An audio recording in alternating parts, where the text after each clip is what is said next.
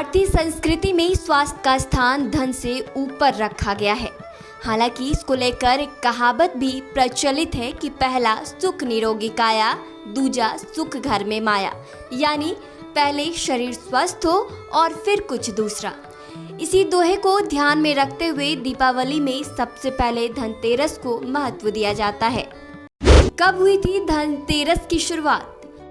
शास्त्रों में वर्णित कथाओं के मुताबिक समुद्र मंथन के दौरान कार्तिक कृष्ण त्रयोदशी के दिन भगवान धन्वंतरी अपने हाथों में अमृत कलश लेकर प्रकट हुए थे।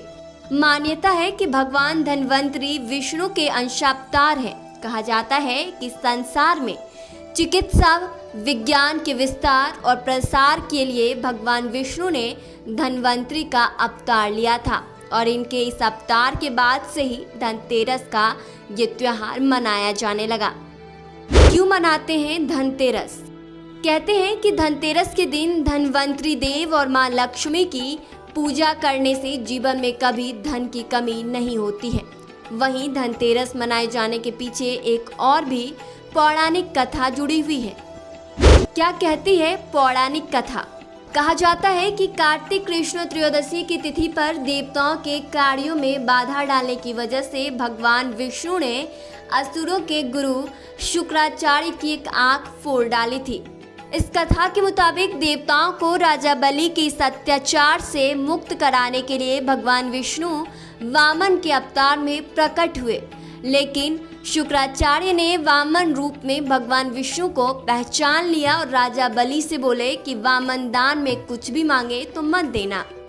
वामन साक्षात भगवान विष्णु हैं जो देवताओं की सहायता के लिए तुमसे सब कुछ छीनने आए हैं। हालांकि राजा बलि ने शुक्राचार्य की बात नहीं मानी। वामन भगवान द्वारा मांगी गई 3 पग भूमि दान करने के लिए कमंडल से जल भरकर संकल्प लेने लगे। शुक्राचार्य ने क्यों किया था बलि के कमंडल में प्रवेश? कहा जाता है कि बलि को दान से रोकने के लिए शुक्राचार्य राजा बलि के कमंडल में लघु रूप धारण कर प्रवेश किए थे ताकि कमंडल से जल निकलने का मार्ग बंद हो जाए। लेकिन शुक्राचार्य के चाल को भगवान वामन समझ गए, जिसके बाद भगवान वामन ने अपने हाथ में रखे कुशा को कमंडल में इस तरह रखा कि शुक्राचार्य की एक आंख फूट गई और शुक्राचार्य कमंडल से बाहर आ गए। इसके बाद बलि ने 3 पग भूमि दान करने का संकल्प ले लिया। तभी भगवान वामन ने अपने पैर से पूरी पृथ्वी को नाप लिया और दूसरे पग से अंतरिक्ष को। तीसरा पग रखने के लिए कोई स्थान नहीं होने पर बलि ने अपना सिर वामन भगवान के चरणों में रख दिया।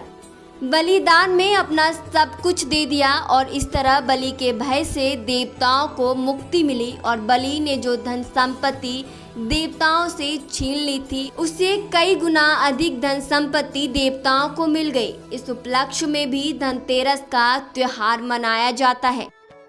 धनतेरस 2021 पूजा मुहूर्त। धनतेरस पूजा का शुभ मुहूर्त शाम 6:16 से 8:11 तक है। क्या है धनतेरस पूजा की विधि? धनतेरस की शाम के समय उत्तर दिशा में कुबेर, धन्वंतरी भगवान और मां लक्ष्मी की पूजा की जाती है।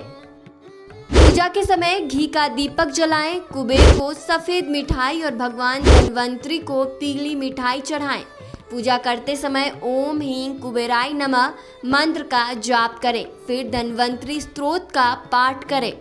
इसके बाद भगवान गणेश और माता लक्ष्मी की पूजा करें और मिट्टी का दीपक जलाएं। माता लक्ष्मी और भगवान गणेश को भोग लगाएं और उन्हें फूल चढ़ाएं।